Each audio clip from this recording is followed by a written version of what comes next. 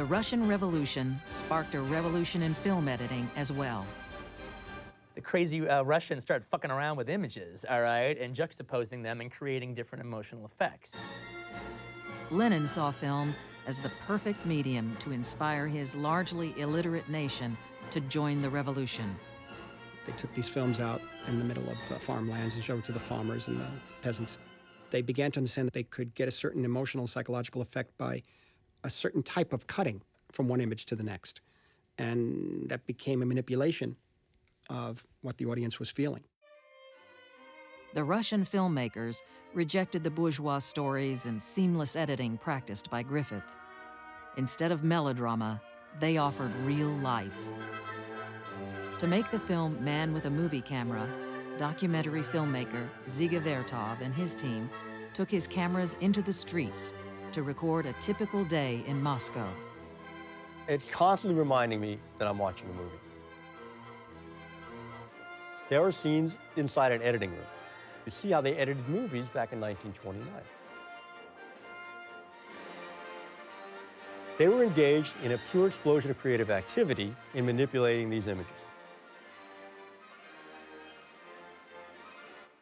Every modern editing convention that we know of is demonstrated in Man with a Movie Camera. The film celebrated not just the revolution, but the role of the cameraman and the editor in helping to create it. Vertov and his wife, Elizaveta, cut their documentaries and newsreels in dark basements with rats scuttling underfoot. But in this film, he made the editor as important as any other worker in the revolution. The theoretician Lev Kuleshov also experimented with film editing. In his most famous study, he took a shot of a Russian actor and intercut it with 3 different objects: a bowl of hot soup, a distraught woman draped across her husband's coffin, and a little girl playing with a teddy bear. When audiences saw the film, they raved about the actor's performance. How hungrily he looked at the soup. How sorrowfully he gazed at the woman. And how tenderly he watched the little girl. But actually, it was the same expression each time. Now, this demonstrates the power of juxtaposition, the power of montage, by taking one shot and another shot to give it a third meaning. And the third meaning is an effect, an emotion that's much greater than the sum total of the 2 parts that put it together in the first place. And this is the basis of all editing, by the way. One of Kuleshov's contemporaries, Sergei Eisenstein, combined these experiments with Marxist ideology to create films of revolutionary fervor.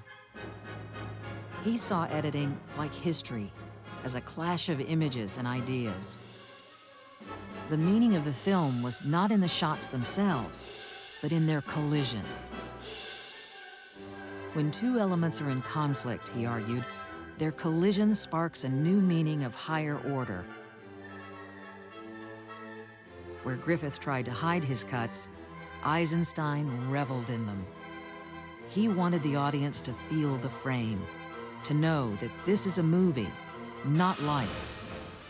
Eisenstein is the first real director. He killed himself in his staging, and he killed himself with his camera work and everything, but it was all at the service of the scissors. Every little single solitary bit of it. I got a movie projector when I was like 11, and one of the first movies I got was Battleship Potemkin. I just ran that Odessa step sequence over and over again. I couldn't believe what I was seeing. One of the things that makes it incredible is the editing, the incredible juxtaposition of images. What the Russians did was a response to what Griffith had done. Classical editing, and now Eisensteinian montage, then you can take that further. The American cinema has absorbed all of that stuff from the Russians, and now it's in our films.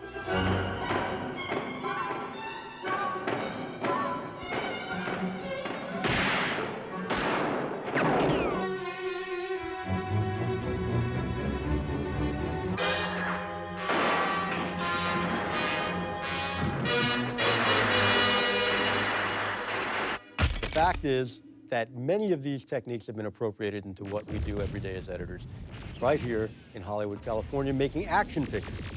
Because we are also trying to get a response from the audience. We are also trying to get them to rise out of their seats, rise out of their complacency, but not necessarily for revolutionary purposes, but just to really have a great time in the movies.